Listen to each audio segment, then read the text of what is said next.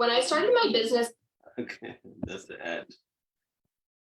All right. Good evening, everyone. Greetings and blessings of the Buddha, Dhamma, and the Sangha to all of you. And I would like to welcome all our Dhamma brothers and sisters to this bi-weekly Sutra discussion. And I also would like to welcome all our lay devotees here on Zoom platform, also on Facebook and YouTube Live. So let us begin our session by paying respect and homage to the Buddha by reciting Namo Tassa 3 times together. Namo Tassa Bhagavato Arahato Samma Sambuddhassa. Namo Tassa Bhagavato Arahato Samma Sambuddhassa. Namo Tassa Bhagavato Arahato Samma Sambuddhassa. I pay my respect and homage to him, the Blessed One, the Worthy One, the fully enlightened Buddha. Dear friends in Dhamma, before we go into the discussion of today's topic, I would like to introduce our venerable monks and nuns who are here to discuss today's topic on the way of contentment and true inheritance of the spiritual path based on a sutra, which is the Dhammadāyāda, the sutta. So to discuss today's sutra, we have Venerable Bhante Suddhaso from New York City, USA. And then we have Venerable Trudeau from Florida, USA. Then we have Venerable Bhante Pesala joining the discussion from all the way from Sri Lanka. Then we have Venerable Sumedha, who is joining the discussion from Ottawa, Canada. And then we have Venerable Professor Bhamanugama Shanti Vimala, who is joining the discussion from Toronto. And I'm very happy to tell all of you, Professor Bhamanugama Shanti Vimala was one of my teachers. I'm very, very happy to have his presence on today's discussion. So I would like to give him a warm welcome with much respect and devotion.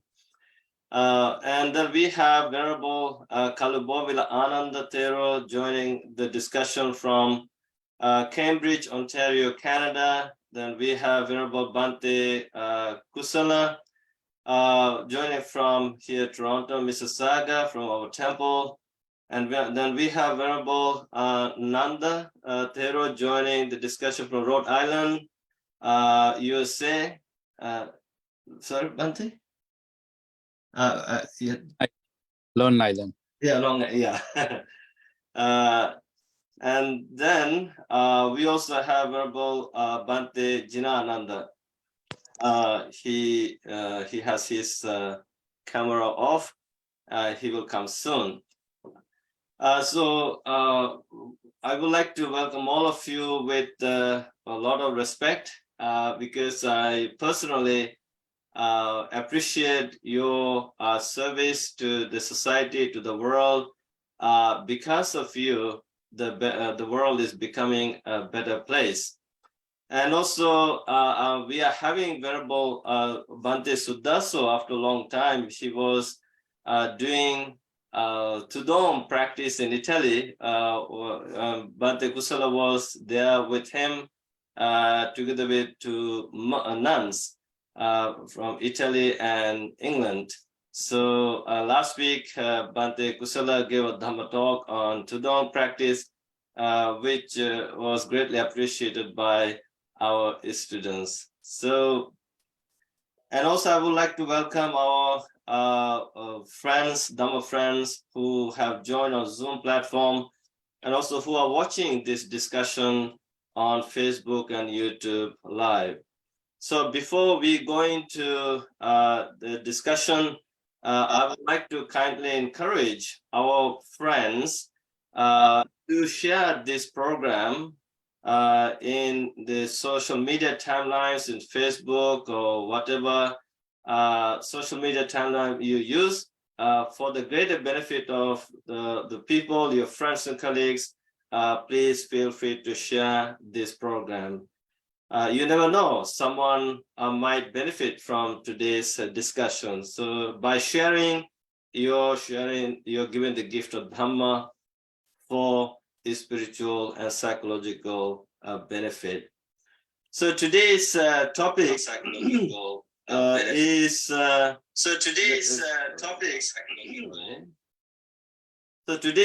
is the way of contentment and true inheritance of the spiritual path, based on the Dhammadāyāda sutta from the Majjhima Nikaya. And Venerable Bhante Suddhasa actually translated this sutta from Pali into English.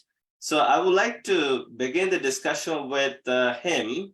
Bhante Suddhasa, please guide us through this sutra.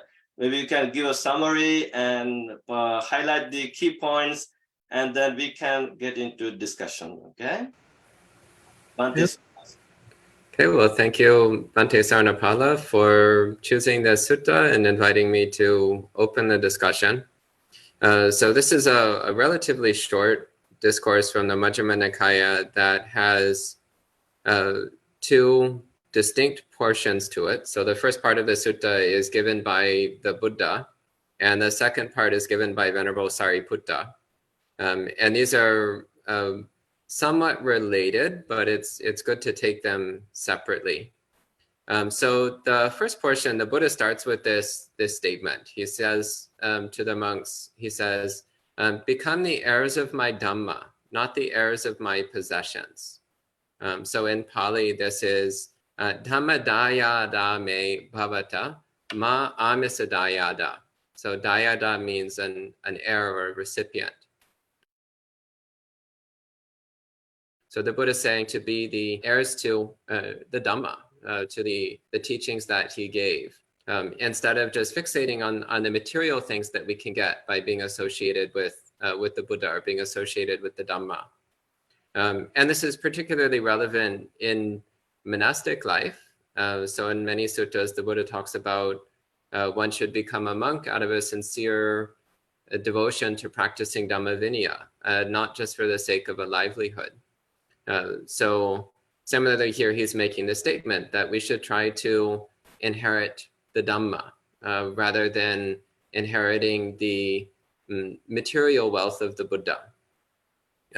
And of course, the Buddha, being a Buddhist monk himself, he didn't have much in the way of material wealth or possessions, but he gives one example. So he gives the example of a time when he had finished eating, but he still had some leftover food. And then two monks came who hadn't had enough to eat. And the Buddha told them, you can have this leftover food if you like. He tells them, I've had enough to eat, but there's some extra food here which you can eat it. And if you don't eat it, then it will just be thrown away. And then these two monks think to themselves, they're like, okay, so the Buddha's offered us this food, but the Buddha also told us to be the heirs of his Dhamma, not the heirs of his possessions, not the heirs of his material things. So one of the monks thinks, well, then I shouldn't receive this food because then I would be the heir of the Buddha's material wealth. And the other monk thinks, well, what's the harm in this? I'll just go ahead and take it and eat it. And then the Buddha says that of these two monks, the one who is more praiseworthy is the one who turns down the food. And this is a story which the first time I read the sutta, I found very puzzling. This didn't make any sense to me at all. The first time I read the sutta many years ago, because it seems so impractical. Like the food's going to get thrown away anyway. The monks are hungry. There's food. Like, what's the problem? Like, why is the Buddha pointing out that it's more praiseworthy in this situation to turn down the food? But the Buddha actually explains why. He says that if we are the heirs of his possessions, then people will think that that's why people follow the Buddha, that they follow the Buddha just to have access to all the nice things that tend to gather around the Buddha. And actually similar things can happen these days. Like someone goes to stay at a monastery, not because it's a good place to learn the Dhamma or practice the Dhamma, but just because it's a wealthy and well-supported monastery. Or they go to follow a particular teacher, not necessarily because they want to learn from that teacher, but because that teacher always gets donated lots of nice things, which he shares with his students. So then very easily it's this thing of like, well, what's going on here? Why are these people into Buddhism? Why are they monastics in the first place? Are they actually doing it with a sincere motivation? Or is it just for the sake of material gain? So again, in the case of these two monks, it's not necessarily that the monk who took the food was a bad monk, but rather that the Buddha is pointing out how this creates a harmful impression in the mind of lay people. How then lay people can start to get a bad opinion about the monks. They can start to think that maybe these monks are practicing for the wrong reasons. And then also looking at our own mind, looking at how we can easily be motivated by a desire for gain, a desire for praise, a desire for getting things from others. And when we're motivated by the desire for gain, then the way that we present the Dhamma can become altered. So we might start saying what people want to hear rather than saying what the Buddha taught. Or we might start acting the way people like to see us act rather than acting the way the Buddha would want us to act. So here I think it's really important to always be reflecting on this urge to always be the heirs of the Dhamma, even when it seems impractical, even when it seems like, oh, it'd be so much easier just to go with what's easy and what's comfortable. Instead, we always need to be considering how can we really genuinely take the inheritance of the Buddha as the most important thing. So the inheritance of the Buddha's teachings as being the most important thing that we've inherited from the Buddha. Then at this point, so then the Buddha goes into his own dwelling and Venerable Sariputta then gives a Dhamma talk to the monks. The topic that the Venerable Sariputta talks about is slightly different. So he's talking about practicing in accordance with seclusion. This word seclusion, so in Pali is viveka, which means to be separated from something.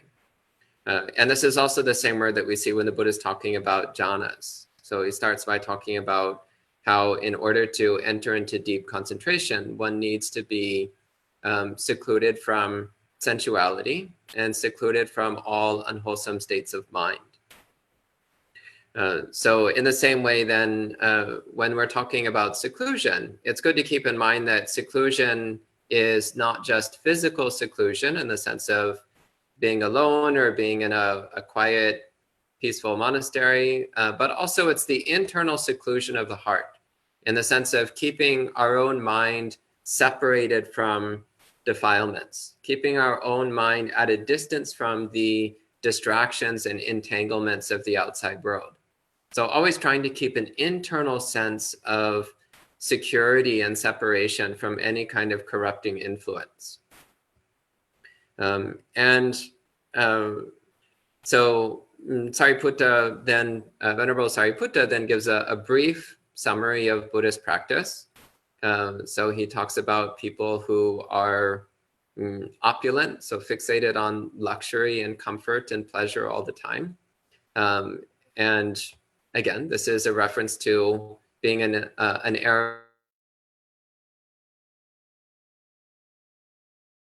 of physical things rather than luxury. So Sariputta then is making this connection to what the Buddha was just talking about. He's saying people who are who don't discard the unwholesome mind states that the Buddha says to discard, and they're fixated on opulence, on luxury, on having nice things all the time. They're lazy, they're not interested in cultivating the practice. Then he says these sorts of people are worthy of being criticized. And interestingly enough, Sariputta also says the same statement, whether the monks are senior, whether they're middling rank, Majjhima monks, or whether they're junior. So regardless of someone's seniority, we still use the same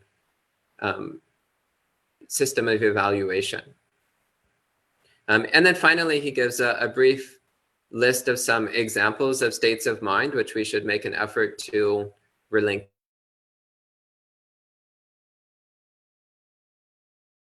which we should make an effort to overcome. So he lists greed, anger, denigration, malice, envy, stinginess, fraudulence, deceitfulness, stubbornness, hostility, conceit, arrogance, pride, and negligence as all being qualities of mind which we are to try to remove from the mind through practicing the Noble Eightfold Path. So there's a brief summary of this sutta, and at this time I would love to hear what the other venerables have to say about this discourse so we can all understand it more deeply. Thank you.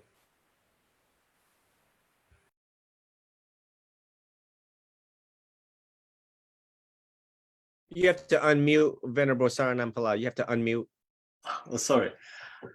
Thank you, Bhante Sudaso, for giving us the summary of this brief summary of this sutra. I know this sutra is of immense benefit to all of us, the monastics, monks and nuns, and also the lay people. So before, of course, this is an open discussion. I would like to kindly ask our venerable monks and nuns to raise your hand if you would like to share your thoughts regarding today's sutta and the topic. And before we go to next monk, I would like to acknowledge the presence of Venerable Simbalave Anandasagar Thero joining from Long Island Buddhist Temple, where Bhante Nanda Kottave Nanda also lives there. He's the abbot. And thank you, Bhante Anandasagar, for joining the discussion. And also now we have Bhante Janananda. We can see you now. He's joining the discussion from the Bangladesh Buddhist Bihar, Toronto. And so we have two hands raised. Bhante Anand, they're from Cambridge, Canada. What are your thoughts on today's discussion, sutta? Thank you, Venerables. I think when Bhante Sudaso explained it, it was beautifully put. The entire thing was beautifully put, because when I first read the Dhammadāyāda Sutra, because if you look at the place where Dhammadāyāda Sutra is stacked at, it's right after the Mūlapariyaya Sutra and Sabbasa Sutra, so which are very profound and very deep teachings, and right next to that you find Dhammadāyāda Sutra. So my first thought was the exact thought that Bhante Sudaso mentioned, that I was thinking it doesn't make any sense. Like if the food is going to be anyway thrown out to a place, why can't the second monk consume it, or why can't the two monks consume it? And because they are hungry too. But then like Bhante said, I think it gives a fantastic message, a very strong message, because we sometimes get into a certain thing because of the motive of wanting to have things, basically the greed. And again, to add, Bhante Sudaso beautifully put that, but to add on to that, I think looking at the motive of a person is very important, because you could do the same thing but have two different motives. For example, a person who's going to kill someone with a knife is doing it with hatred, but a doctor who's going to cut open someone is doing it with compassion, because he wants to save lives. So figuring out the motive of why you are doing what you are doing is very hard, and it's usually very hard for others to guess. And the second thing is when we sort of try to look at the opulence or the luxuriousness of something, again, it becomes very hard to say, because relating to something which occurred to me, I was one day carrying a bag which was very expensive before I became a monk, and it was a I can't remember the Tumi bag. It was presented to me, a Tumi very expensive bag, and then I was traveling with that, and then I lost it. So I went to the lost and found counter, and there was another person. So he was very upset about it. And I was upset because the Tumi bag had certain important documents, not because it was very expensive. But the other person, I saw that he just had a normal bag, a leather bag, but he loved it so much. So he was very upset. In fact, he was more upset than me. So when we try to measure things, it's not necessarily the opulence is not necessarily in the physical object per se, but how you perceive it, whether it's opulent or not. So again, someone could be traveling in a private jet or a BMW or a Mercedes, the latest version, and someone could be traveling on his own little scooter. How much you are attached to that, only you would know. It's not on the physical object, but only you would know internally. But then Buddhism also gives this fantastic tool of pratyaveksha. Whenever we try to consume things, be it food, be it clothes, we do a pratyaveksha. And relating to the normal days, it's no different to a calorie counter. When you have installed these calorie counters to lose your weight, before you eat, you think, do I really need this amount of calories for my daily consumption? So pratyaveksha is a beautiful thing, and it again gives that check. What's the motive behind it? Is it are you doing it because of a basic physical need, or are you doing something on top of a basic physical need like desire or greed?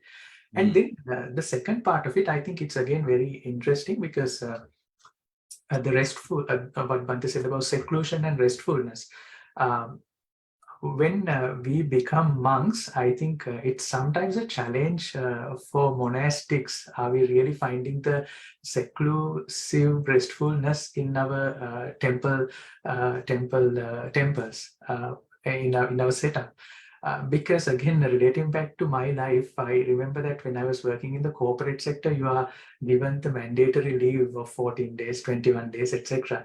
And then later on, when I became an entrepreneur, I had my people, so I had more free time. But when you become a monk, sometimes, especially, I'm not telling saying it about all the temples, but some temples you have to work 365, 24/7, 6:30 to night until the last person walks out. So in some ways, again, when we say restfulness, kaya viveka, chitta viveka, and nupadi viveka, the most important thing is how restful you are internally. But I find that sometimes the typical me time or the restfulness in a very lower level physical sense also does matter. So I think that's another thing that as monks we can be aware, and we can take our own personal initiatives even sometimes, I think, in a monastic setup. But I think I really don't have to add much because Bhante Sudasu very beautifully put it. So these are my thoughts about the Dhammadāyāda Sutra. Thank you, Venerable Ananda, for sharing your thoughts. And I think this is a very friendly discussion. And of course, by reading the sutra, this sutra, let's say 10, 12 of us, we could have a different way of understanding the sutra. So we're on the same page, but your perception, the way you look at this is also very important. I see we are openly discussing this to help one another, because for me personally, by doing this, by listening to everybody's perspectives, I learn a lot. My consciousness begins to expand after this. So thank you. Bhante Kusala, what are your thoughts on this sutta? Thank you, Bhante. And when you said, we like to have a topic for the discussion this Monday, the very first one that came up, Dhammadāyāda, you picked it graciously, and I said our own Bhante Suddhaso has done a translation of it, and you said, oh, let's use that exact one. And I was actually reading Dhammadāyāda Sutta this week because I was kind of compiling the journal of the Tudong, and I found Bhante Suddhaso's translation very accurate. when you compare it to the Pali. And it's wonderful to receive his own introduction for the sutta, for this discussion. What reminded me when I read this sutta several times is Venerable Ananda's life as the attendant of the Buddha. He had 4 things he liked, and he had 4 things he disliked. And the Buddha asked, what 4 things do you like? The Venerable Ananda said, when I receive a meal invitation, you should go. That's one thing that I like. And when people come from different countries, different places to meet you, I should be able to bring them to you anytime. And if I have a doubt, I should be able to clarify it. And if there is a Dhamma talk given by you in any place without me, in my absence, please, you will have to teach it to me when we meet again. So those 4 things. And then 4 things he disliked, he said, whatever the robes and material you receive, you should never give them to me. This is, him inheriting Dhamma, not material possessions. And then he said, the delicate food you receive, you should not give them to me. This is him being that monk who is praiseworthy. And then he said, the invitations you receive, I should not go to them. This is also him not being the attendant of the Buddha for material and favors, to receive that same level of treatment like the Buddha. And I should not be staying in the same kuti like you do. I should not be staying in your Gandha kuti. This is also him rejecting all the good, I would say, the comfort maybe people gave to the Buddha. So we see, I think, through these requests made by Venerable Ananda in the very beginning, when he was picked by the Buddha, and above all these monks who were willing to serve the Buddha, and then the Buddha picked his own, I think he's the cousin, right? Cousin he grew up with. So this is a monk who had such qualities, and I'm sure when we read different Sangha qualities from the past, we see we see Dhammadāyāda, the instructions living through the lives of these monks. And I also have a bad story, like Venerable Ananda mentioned. What's the bad story? Not a bad story, it's a bag story, yeah. Travel bag story, actually. Okay. So one time I was flying from Germany, Düsseldorf, Germany to Milan. This was 10 years ago.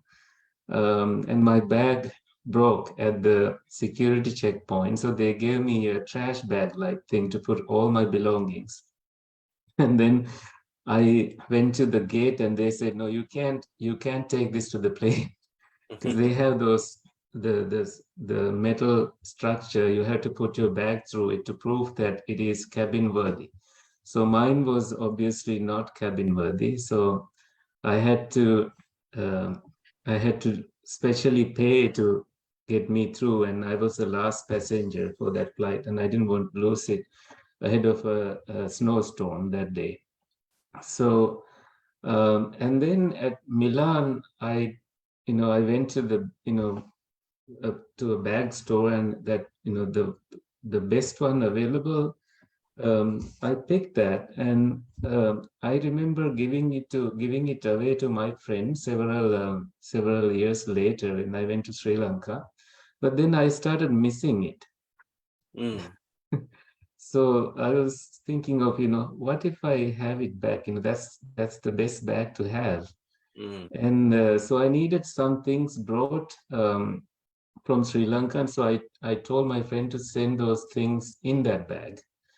And then I looked at it again. I was like, why did I even like this bag? So I just completely, I was not able to put any sentimental value to it. It was just Patavi, Apo, Tejo, Vayu, the 4 elements in it. So I was really delightful in that moment that, oh, I'm able to let go of this. I can give it back to them. And I sent it back again when when they came to visit me in Boston, I gave it back to them. So these little experiences we have in life teach us, how we associate the material things in life. So that's that thing. And so I'm also willing, I like to share an experience of our Tildong with this, especially as we were doing the meal reflections on after receiving food in our Tildongs. It's definitely not the best food. So we were saying Patisankaya Unisopindapatam Patisevami, before every meal, together as a group.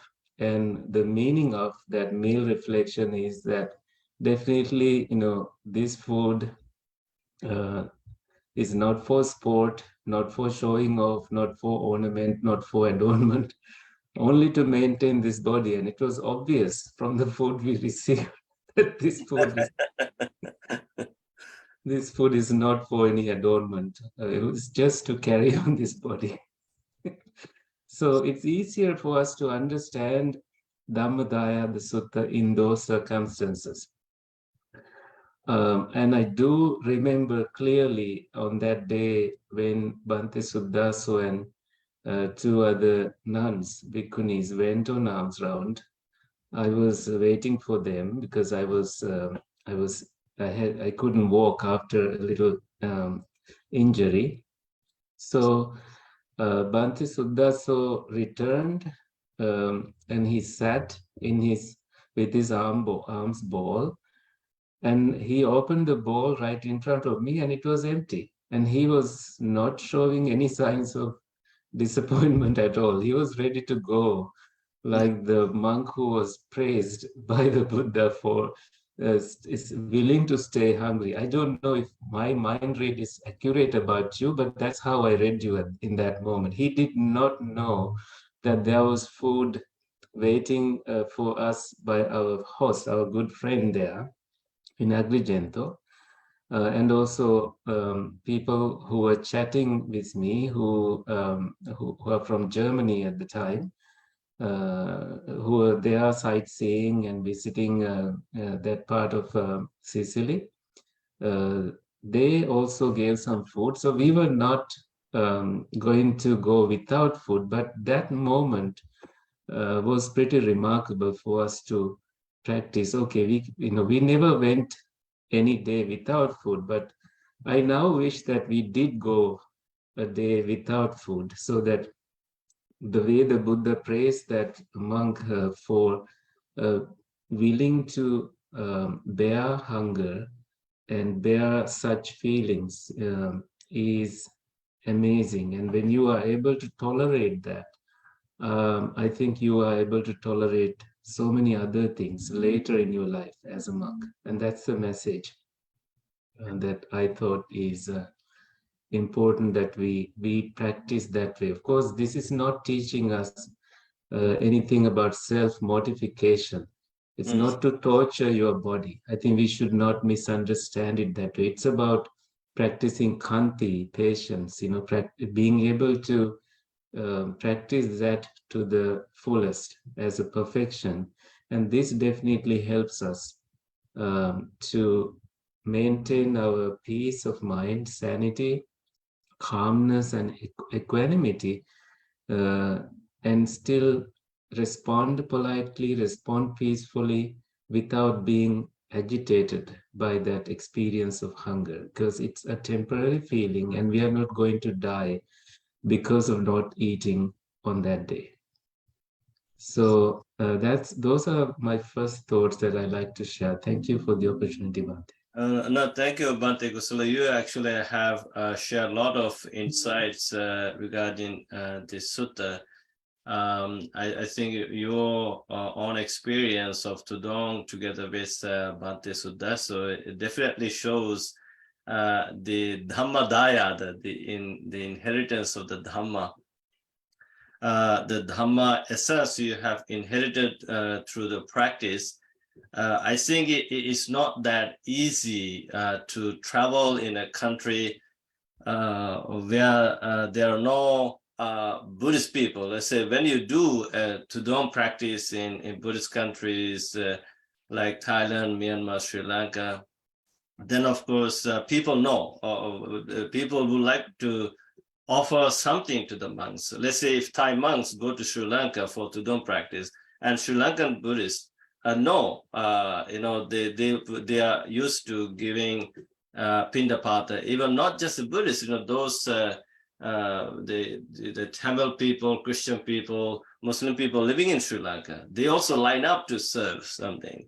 But in a country like Italy, it's a Christian majority country, they are not used to this kind of practice. And going there for Tudong practice with this understanding, by the way, then not receiving something might give you some kind of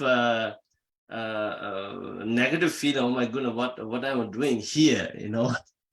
And there's a possibility of going impatient and reacting.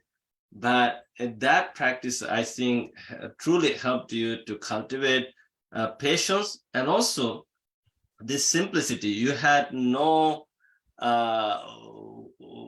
idea where you were going to camp out in the night, which place. And just having the backpack, carrying that backpack. And of course, Bhante Kusala, you said there were times you couldn't sleep, because your body was not used to it. I think even bearing up that experience, that was in line with, the teachings we find in the sutta. Of course, definitely it helped you to cultivate not only patience, also the simplicity of life, which eventually I have seen, like when you return, I've seen how happy you were. But at the same time, I think I also saw you were missing the spicy food. Just like me, when I went to Corsica and Sardinia for Dhamma tour, and of course those people, they just eat bread and some other kind of things. But I think I was missing some typical the spicy food, rice, and etc. But then I was thinking, no, this is the right place to be, to practice Dhamma, to be contented with whatever I'm given. I should not have expectations and be upset about it, not complaining. Otherwise people complain a lot, right? So this is an amazing story. Venerable Pesala from Sri Lanka, please feel free to share your insight with us. My vandana to Venerable all the senior monks here, and actually very briefly explain our monks here about this valuable sutta. And Venerable Bhante, when I was reading this sutta, and initially I also had the same feeling, like the doubt. The 2 months they are having the hunger, but the Buddha asking to throw the food away. Then even we had some discussions amongst our monks, and what is the reason? Then luckily I had the opportunity to read the contemporary on that, and there it was nicely explained that, Bhante, because this was happened, after, Buddha appeared and Buddha preaching the Dhamma. When the Sanghas appeared, the first 61 Arahant and other monks, bhikkhus appeared in the world, people get to know, and, lots of material requisites and things flowing to the Buddha, Dhamma and the Sangha like rivers, it is mentioned. So, when the lots of material requisites are there, even still the Buddha there, amongst monks, there was a, struggle to share the material requisites.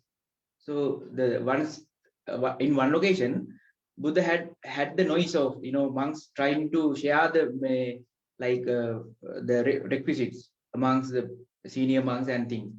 So at that time, Buddha thought, if I, put rules, if I put any vinaya on the food, that would not be human. At that time, Buddha thought that, it is not like the teacher, like the Buddha-like teacher, it is not suits to put vinaya rules on food.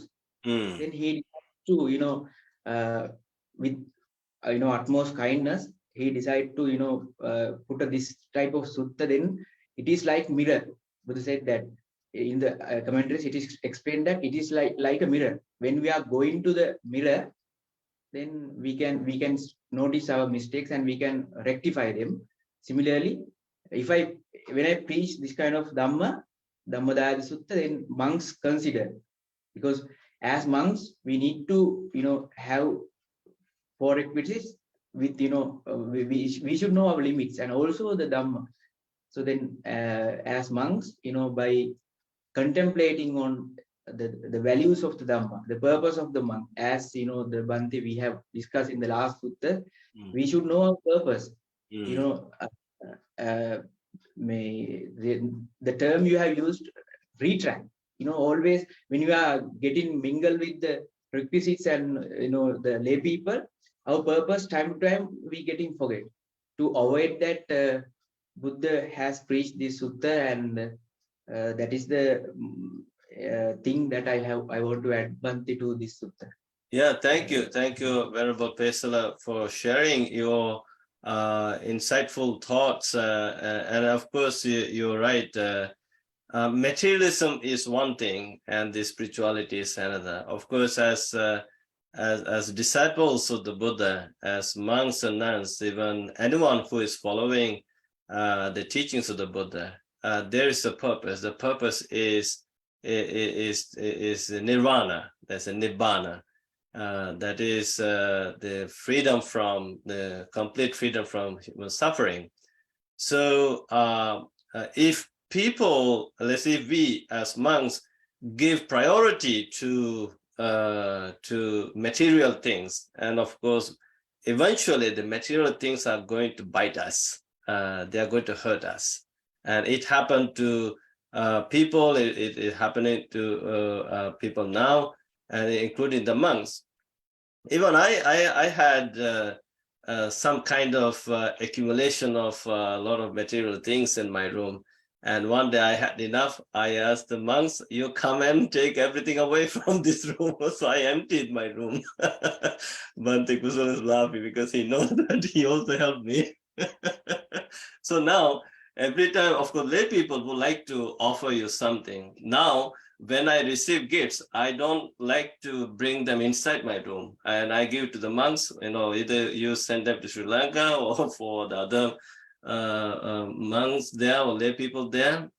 And so it's such a huge relief, like you don't feel burdened. Otherwise, you feel like you're carrying a huge burden, and also mentally, emotionally, you feel. I don't know, that now I see that even I was going to get rid of the books, but I still am attached to the books because I need these books. Because when I write something, and then I need some references. So I want the books to be by my side. So I keep the books. But again, keeping them in order and neatly is also another burden. So sometimes, I'm very grateful that we have kindful monks who help me clean the room sometimes. So I think we monks should be, I think that's the main reason, I guess, the Buddha says, be mindful of your goal, why you have become a monk. As a lay Buddhist, what is your goal? It's a nirvana, enlightenment, freedom from suffering. Then you should know what brings suffering. Is of course attachment to material things, obviously brings a lot of sufferings and pains. Now, if we can practice let go, and if we can just inherit the Dhamma, which is the essence, the simplicity, patience, no greed, no anger, no ignorance, no jealousy, then it's such a huge relief, as I understand. So maybe this is subject to discussion, and please feel free to share your thoughts on this.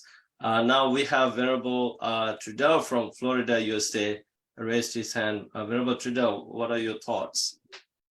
Thank you for having me. Salutations to all of the venerables that is present here today. I apologize.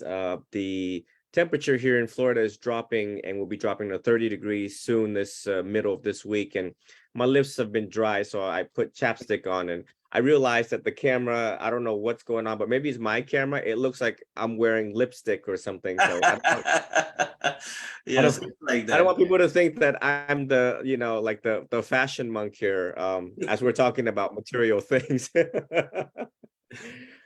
I'd like to thank Venerable Sudaso for translating, as we young monks are looking up to him and all senior monks here as teachers of teachers. And it's very difficult translating this, and we're now discussing it over and over again to absorb the true meaning of the Dhamma. This particular teaching today came at a very important and salient time in our society and within my close students. I'm now leading a group of local students in their 20s, their first year college students here, who are now really absorbing the Dhamma and under direct supervision of monks. And it's part of my research conducting to see how the new generation Zoomers absorb, listen, and practice the Dhamma. And as we talk about material things, I gather a lot of information from these young students and how they eat, the preference of what they eat, what happens when there's no A1 sauce, what happened when there's no mattress to sleep on and they have to sleep on the ground with us. It is very similar practice that Bhante Kusala and the Tudong practice that you all have endeavored lately is the same principle that I'm conditioning my students to do here locally, that to slowly give up things, to slowly just give up all of the small preferences. Ajahn Chah spoke about that. It is the preferences in life that causes suffering. There's so many little tiny preferences that we want in life. The temperature of this room has to be right. I don't like that certain car. I want a Mazda instead of a Toyota. So I've been fortunate enough to observe this one student who doesn't have much preferences. And when we narrow down, teachers have to be skillful at looking at the students and to meet them where they're at in life in order for them to get the most out of the practice of the Dhamma. The middle way of teaching to Gen Zoomers, because if we're too harsh on them and take away their mattress and take away their A1 sauce, and we take away too many things at the wrong time, we could really be chasing them away when we are trying to cultivate the new emerging leaders of America, the new emerging leaders in the world. It's my philosophy is to make them the best students the world has ever seen. And part of that is to apply the middle way. And towards the end of the Dhamma, we see the middle way being prescribed over and over again to look at very closely. So I really want those who are listening, the lay people who are listening, to review carefully and look at how much you can let go, and to be inspired by Bhante Kusala's journey and Venerable Sudaso's leadership in the Tudong arena, and put yourself in their shoes. And the more things we give up in life, the happier truly we become. As I wrap up some of my agendas here, I plan to actually exemplify not so much Tudong, but I really want to wander the city with just a couple of students.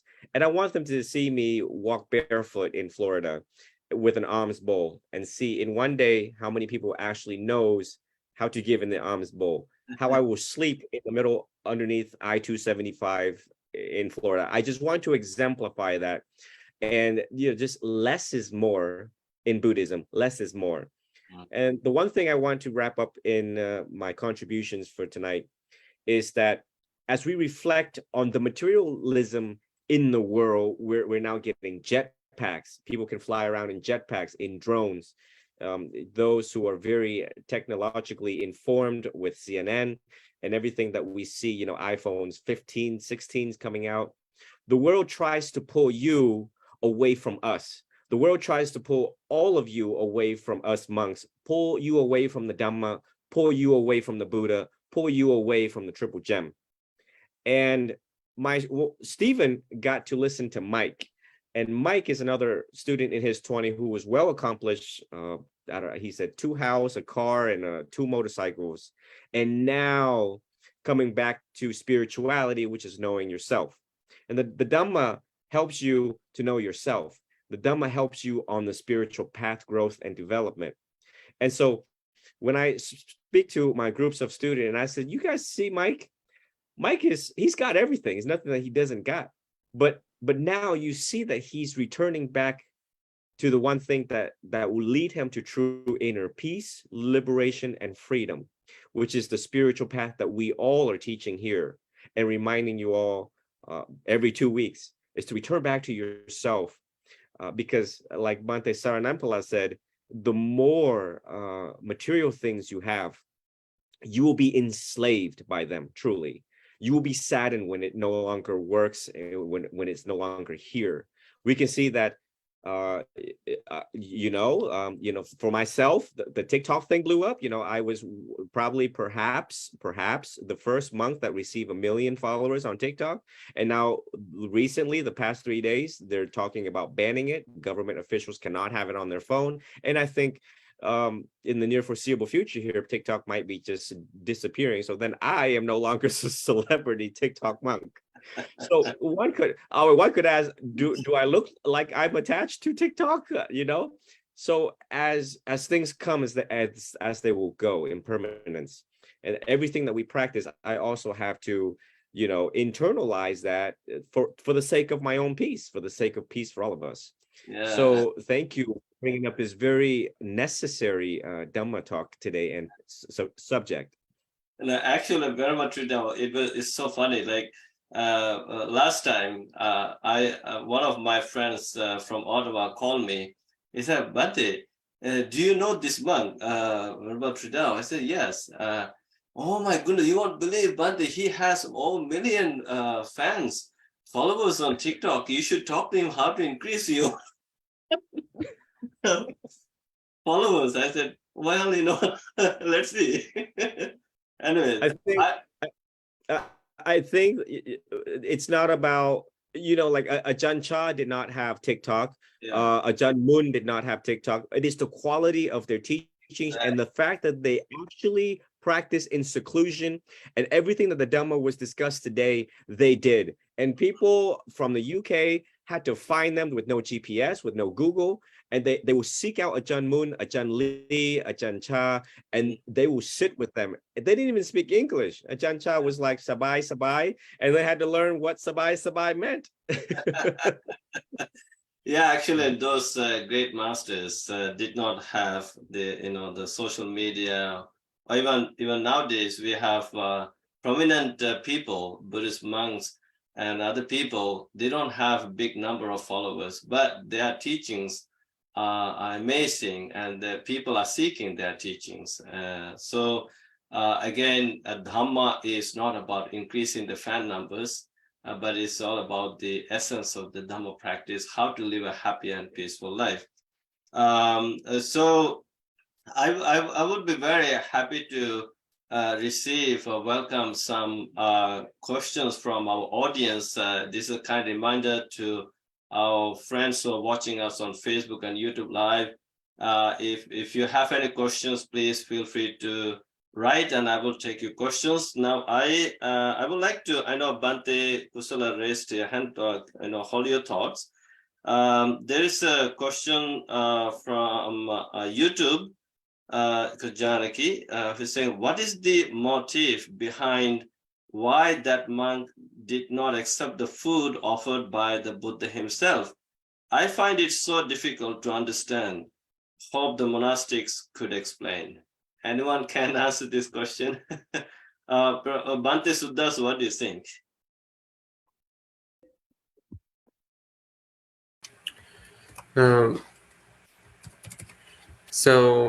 Let me look at this question again.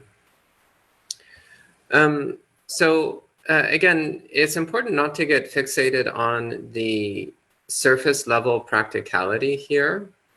So again, we're asking, so why did the monk reject the food, whereas the other monk took the food? Why did the Buddha say that the one who rejected the food was more praiseworthy?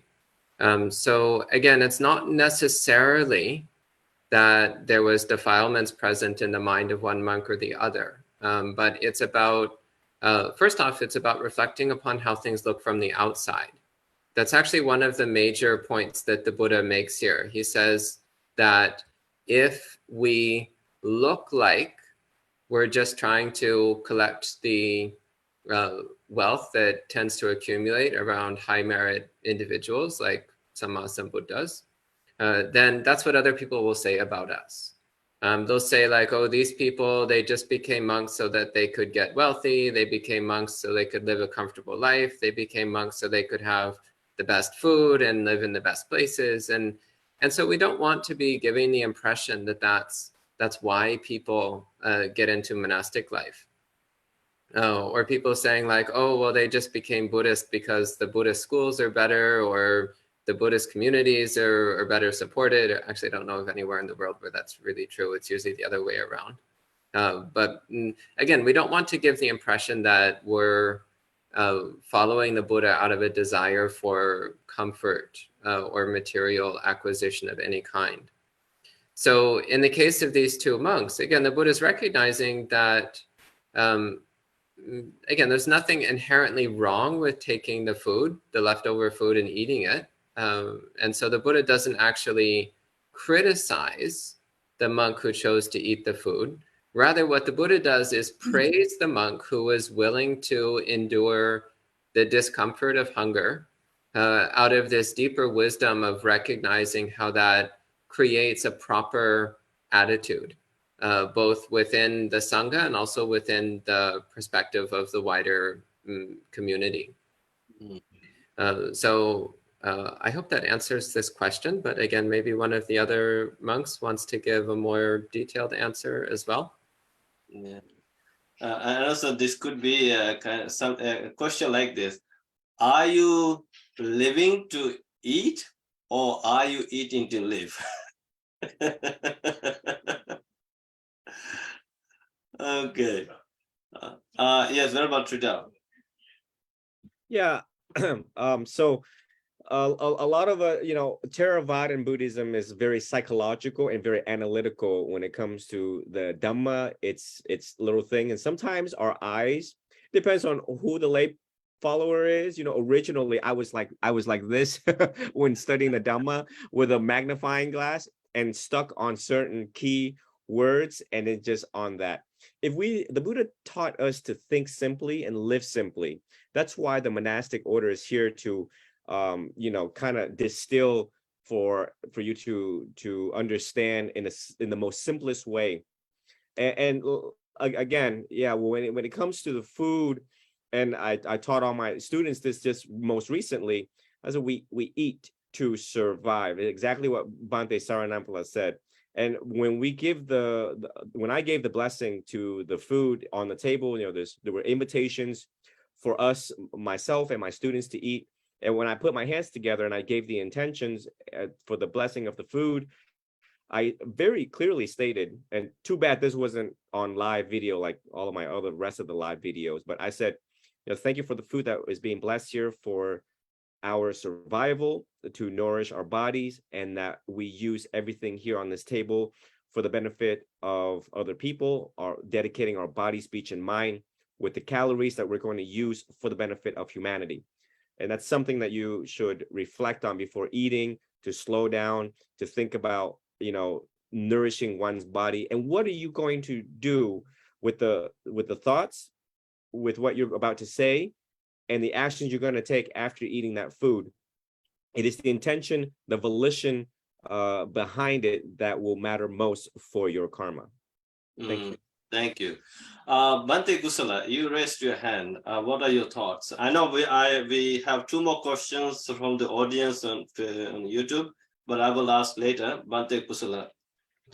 I was actually going to respond to that question, Bhante, from also in Zoom. I see that question from our long time participant, Janaki Balasurya.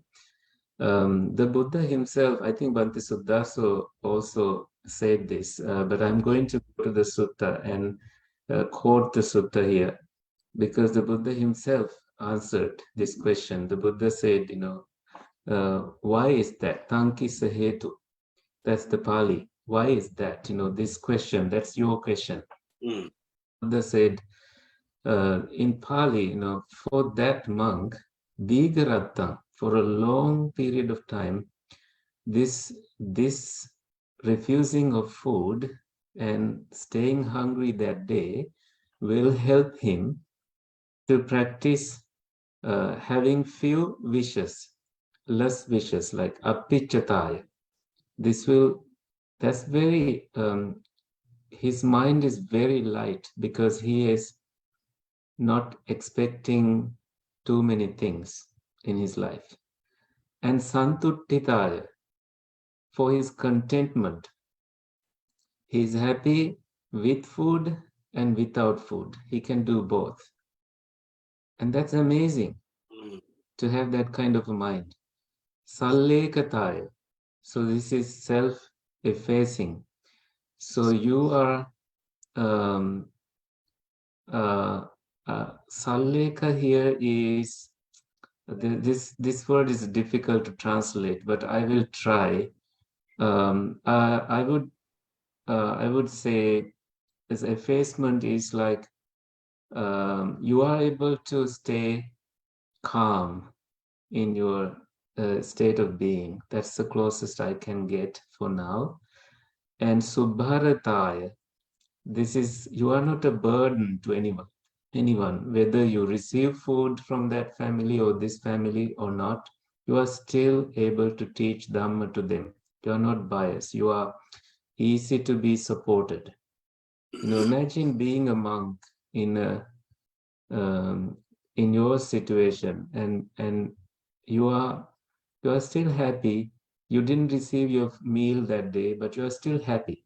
And that's teaching how we really can practice. And this is how I see Adi Kalyana, Pio in the beginning. You teach a sila, you teach a foundation that is very strong in you already. And that is speaking volumes about how this practice has helped you and how you live through that practice. You are not affected by not eating that day. And Virya Rambhaya, you have this ardent, you have this energetic, this gives you energy. The energy is not from food, but actually through your own inspiration, and I think the intention matters here. I think Bhante Tridao mentioned this, that your intention is to arouse more energy. And how does that happen? Now you are lacking food, you have not eaten, but you are still inspired. This is like, in simple terms, like you are so exhausted, and the moment you sit and do some meditation, you realize you are not tired anymore. even after a long day of work, you just sit and do a bit of meditation, you realize, how you can meditate despite that tiredness. You can still, gain some peacefulness through that meditation. Sometimes people will think that, oh, I can't meditate today because I am tired. But that's the opposite. When you actually know the power of meditation, even the power of hunger. Now, the internet is talking about fasting. All the doctors are highlighting about fasting and how important that, when you stay fasting, your cancer cells get killed. Intermittent fasting is practiced by all the workout trainers. They highlight the importance of it. And this is, in a way, physically and mentally and spiritually, in every way, this is going to help you. And these several reasons that it helps you to have few wishes, to be content, self-effacing, unburdensome, and energetic. For these reasons, that monk was praised. It's not a temporary experience. It's like how I look at Theodong now. Theodong is going to live with me for the rest of my life. That's how I look at it. And Bhante Suddhasa is happy about it because he made me do it. And he and Ayasoma, they both really encouraged me to. We've never met before. We only met in Italy, and we did all these days together. And I was the one most expressive of my concerns, and he was able to tolerate all of that. I have deep respect for you and to Ayasoma for all of that, also to Aya Brahmavara. You see, I encourage all the monks to try it at least one time in their lives. It's going to teach you so much, and it will live with you for the rest of your life. And you will talk about it, and you will be inspired from it again and again. And you will see how sutras come to your life easily with this kind of practice. I think that way you're inheriting true Dhamma, the essence of the Dhamma taught by the Buddha in the 6th century BCE. Even we are inspired by this, and I'm thinking of doing the same thing here in Canada, maybe from Toronto to Ottawa, to keep walking on Highway 401. Normally it's a 4 hours drive, and I think we can camp out, and maybe if we need help, I will ask Bhante Suddhasa to come over here, and we can do it together. And we can end up at the Ottawa Buddhist Temple where Bhante Jinananda lives. He's the head of that temple. So Bhante Jinananda, you raised your hand. What are your thoughts? Yes, the thing I wanted to share with today's discussion is that the Buddha wanted us to embrace the Dharma in the subtle point of view, so that he wanted to test ourselves on different things time to time. The Buddha, appreciate the monk who doesn't take food. It means that actually we think about the need of food, not only material food and as well as other food items the Buddha explained in details. So we never forget the very important advice from the Buddha as we recited after every Dhamma discussion, Sabba Papasa Karana. There the Buddha said, Mattanyuta Tabhattasmin. That statement is added to the training of monks at the very beginning of the sasana, because that is one of the major things we all should remember. Because when we vow, promise ourselves to practice solitude for the sake of our own salvation, one thing we should be careful about is the consumption of not only material food but other ways of consumption. So the Buddha wanted us to be careful about this, because it is also a retinue of Mara. If you look at the Padana Sutta in Sutta Nipata, Buddha talks about the hunger and thirsty as a Mara. So if you eat it, it's fine. But at the same time, if you strive on, strive on to be away from food, even with hunger, that mental energy you take on that is so much, so that you can bear any pain, any suffering, because of the practice of being patient with the food. So in Mansaputtaka Sutta in Samyutta Nikaya, Buddha asks how to consider the food we eat, though they are delicious or not, so that Buddha has taught us different things about this, so that Buddha wanted to check us whether we have some desire on food, whether we have we haven't desire on food, something like that Buddha is testing here. So when we come to the later part of the discourse, Buddha say directly that if you are not going to be here of the Dhamma, you are going to have those kind of defilements, so that you should be careful of this kind of things. And I think that's what I wanted to share with the questions Mrs. Janaki Balasuri asked, and it is a kind of additions to what several monks mentioned. Thank you. Thank you, Bhante Jananda. And also remember, when Buddha was practicing severe asceticism, he continued practicing meditation, searching the way to enlightenment, not eating or drinking at all. And eventually he realized that kind of extreme practice is not profitable, not productive, not leading to vision and knowledge, what he was looking for, nirvana. So he had to abandon that practice.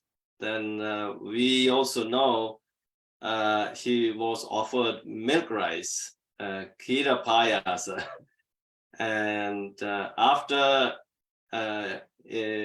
consuming kira payasa, milk rice offered by the lady Sujata, then he regained physical strength and also mental strength. Then I think that's why he came up with this middle way, right? Middle path. Even I think Bhante Jananda, you brought up that interesting point.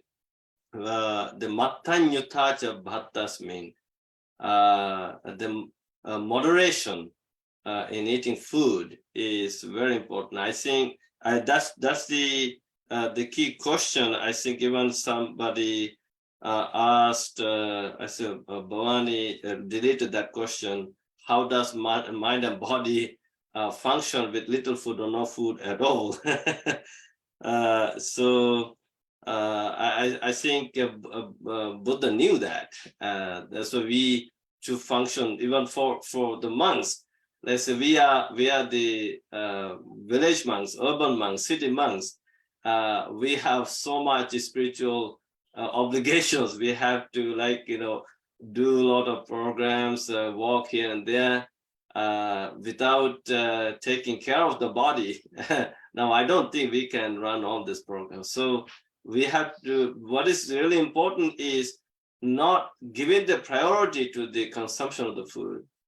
You know how sometimes people just give the priority, even lay people, let's say, they just eat. If there's a party starting at 6 o'clock, from 6 p.m. to midnight, even 1 a.m., 2 a.m., they just keep eating of 6 or 8 hours. That's how I see people become so unhealthy.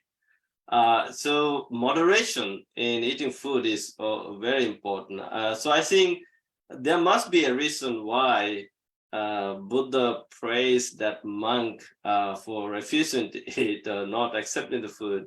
Maybe it's, as even Bhante Kusala highlighted, that even if you can tolerate it, this patience, this endurance is going to be of immense benefit to the venerable monks and nuns. Like sometimes you could go a day without food, without receiving food from lay people, because our life is dependent on people. We did talk about this last time when we discuss the Abhinha Paccavekkitabba Sutta or Dhamma Sutta. There is Bhante Jiran, do you have more to share? I just wanted to add something when you said moderation in eating. Yeah. It's not the amount of food you take. It doesn't mean that the little food you should eat. The moderation in eating is about the intention of eating. So in as I remember, it is in Mahasakludaya Sutta, if I'm not wrong. Mahasakludaya admired the Buddha,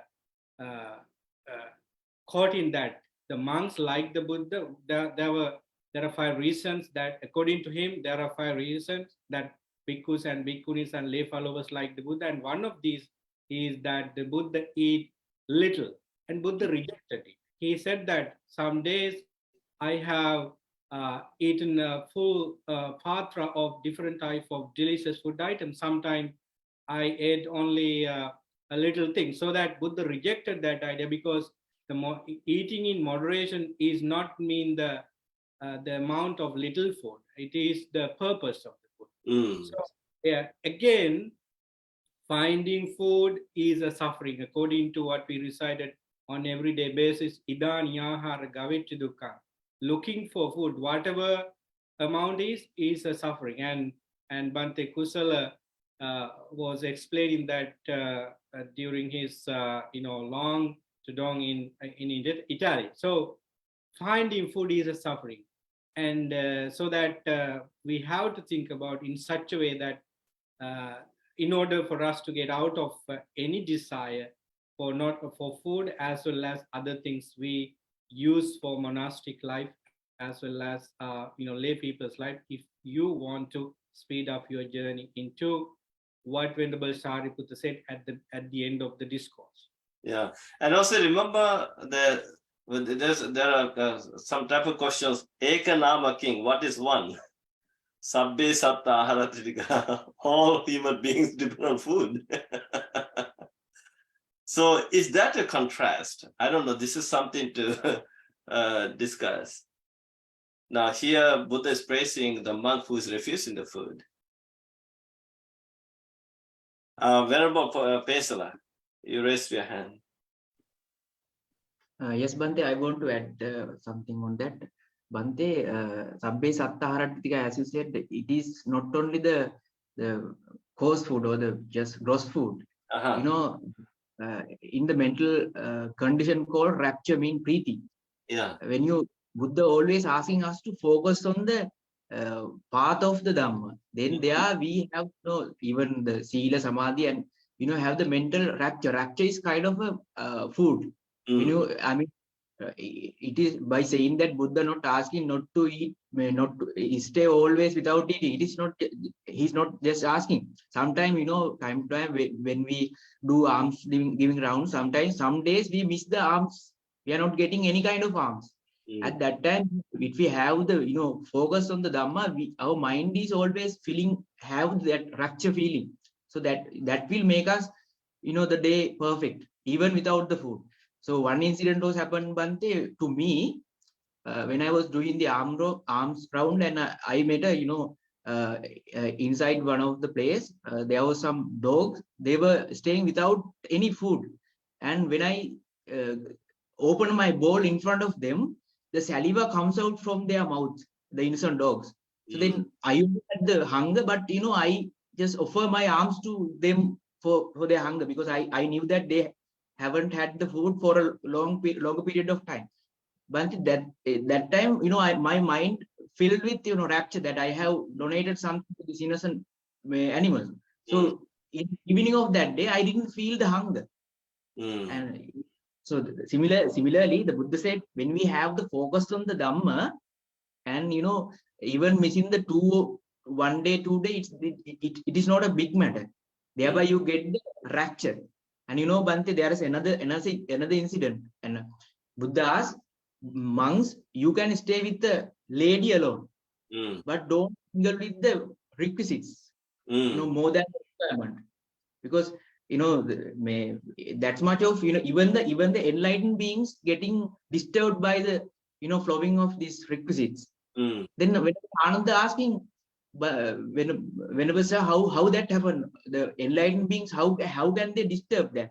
Then at that time Buddha explained, they are not,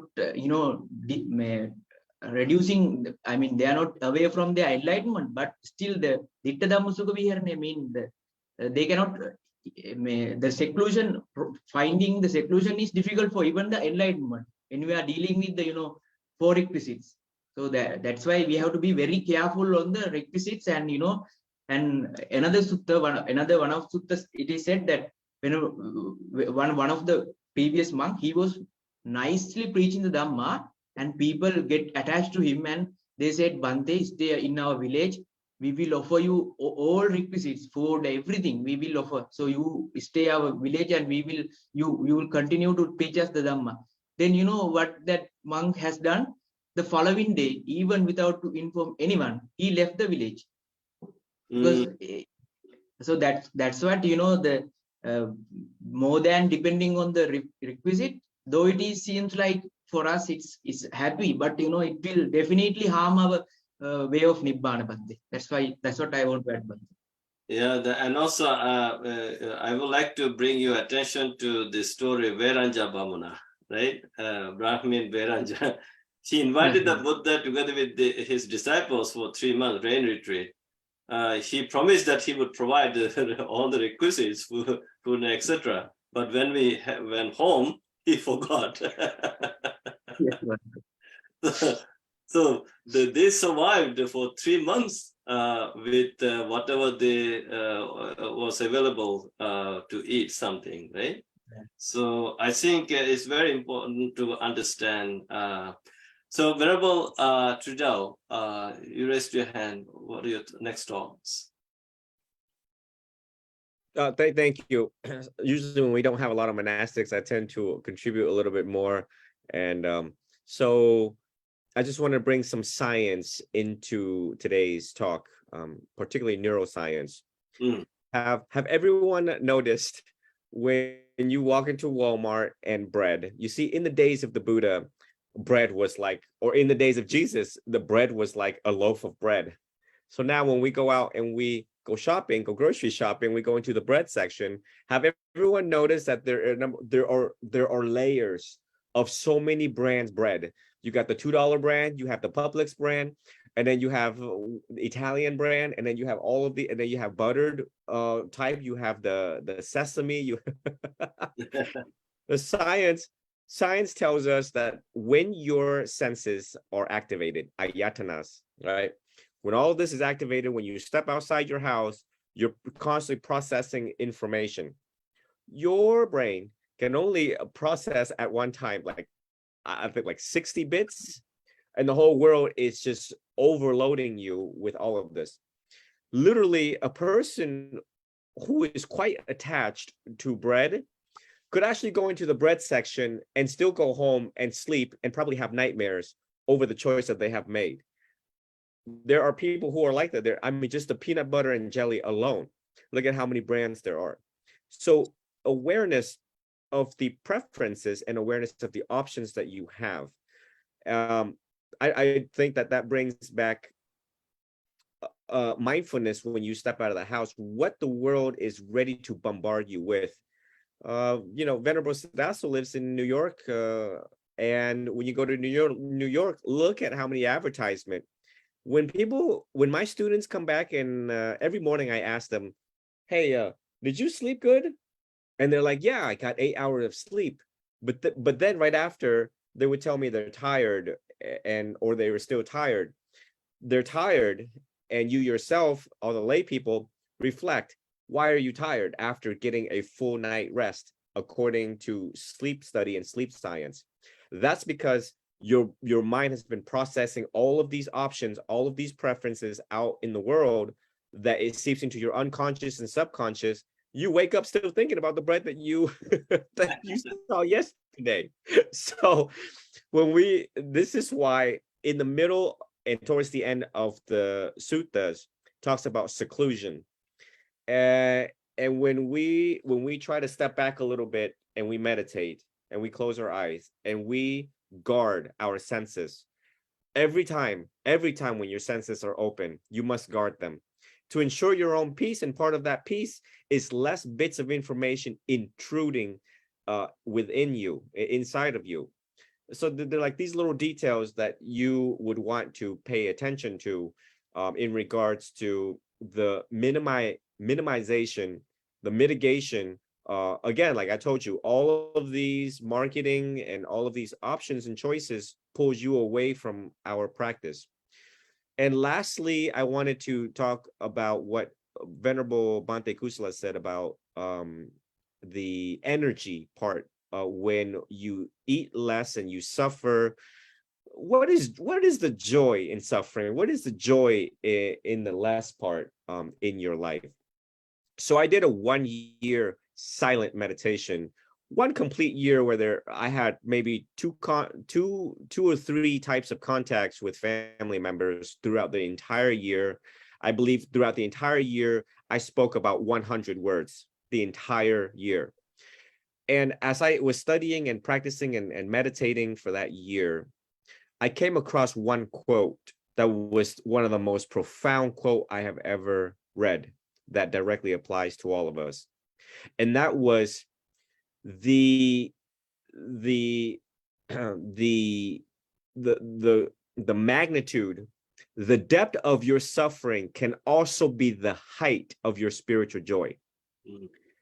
And if you meditate on that just alone, you realize that people in their lowest bottom point in their life, which is typically people in jail or prison, they spend a lot of time, they suffer greatly within their own minds, but once they get out, they have so much insight about their life, and that they, once you hit rock bottom, you can only go back up.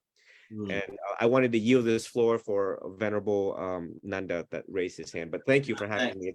Thank you, Venerable, for sharing more insights. And we have Bhante Nanda from Long Island raised his hand. Bhante Nanda, unmute yourself and please share your thoughts. Venerable Bhante, it's pleasure to join with you. So as according to this discussion, it's great. So, among defined ones, the craving is a big thing. So, when we have five senses, Chakku, Sota, Dham, Jiva, Kaya. You can add Mana also as Sadindriya. So among them, the Chakku, the objects what we get to these senses, for Chakku and Jiva is generate more craving. Among them, the Jiva is the Rasa Tanha. Rasa Tanha is a big craving.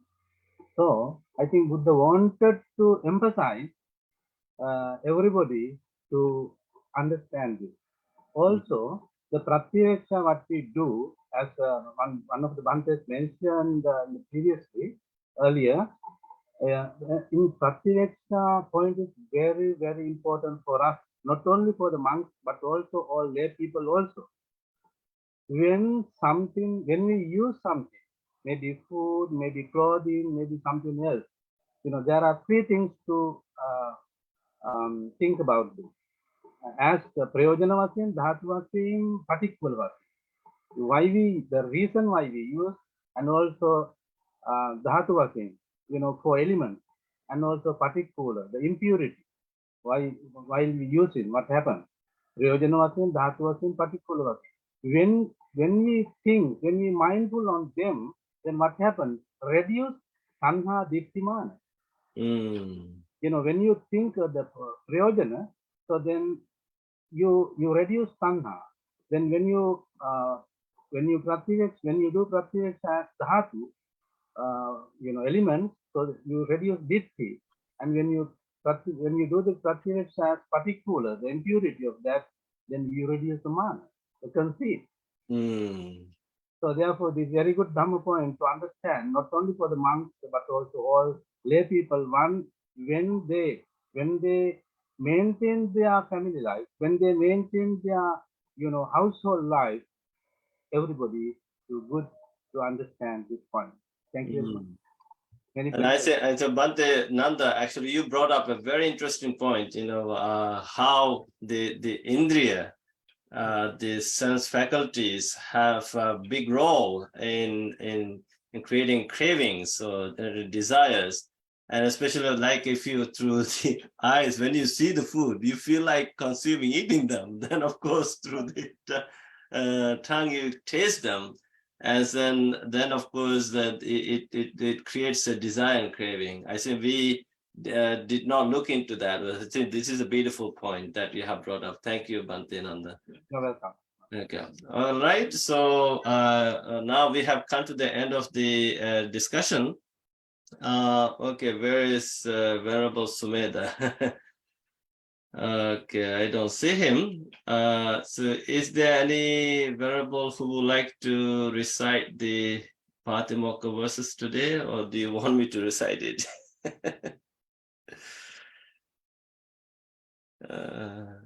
Okay, so I'm going to recite, okay?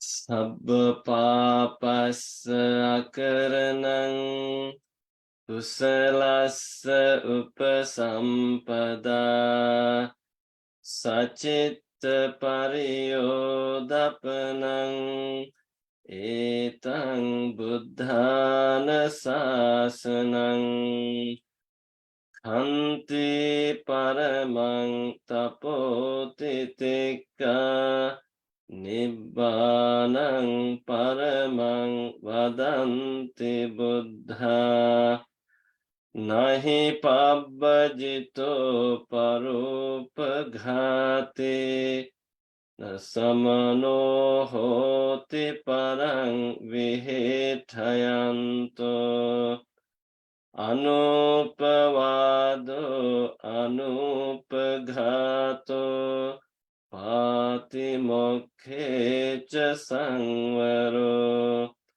Mattanyuta cha bhattasmin Pantang cha sayanasanang Adhicitte cha ayoga Etang buddhana sasanang. Sadhu, sadhu, sadhu. So today I'm very grateful to all our venerable monks who made a huge contribution by sharing the insights, wisdom, knowledge based on the Dhammadāyāda Sutta for the greater benefit of us, the monastics, as well as the lay people. This is such a great meritorious deed we have performed. And of course, Dhammanupassana, the meditation practice, we did Dhammanusati, and we made our mind pure through the reflection of Dhamma. With a pure mind and heart, we would like to give blessings to the Buddha, Dhamma, and the Sangha, to all our venerable monks and the lay people for your long life, good health, happiness, peace of mind. And may Devas, celestial beings, continue to protect and guard you with the divine blessings for your health and safety. May all blessings be with you. And Sabbe Satta Bhavantu Sukhitatta. May all sentient beings be well, happy, and peaceful. So we are going to meet again next year. So today was the last discussion of year 2022. And next year it will be January 2nd. I hope all of you would be free. Normally January 1st, everybody is busy because the devotees come to the temple for blessings. I hope you would be free on January 2nd. It would be nice to have another productive Dhamma discussion beginning of the year to give inspiration, motivation to our people. So thank you, and I'm hoping to see you on January 2nd. Okay, good night. Thank you.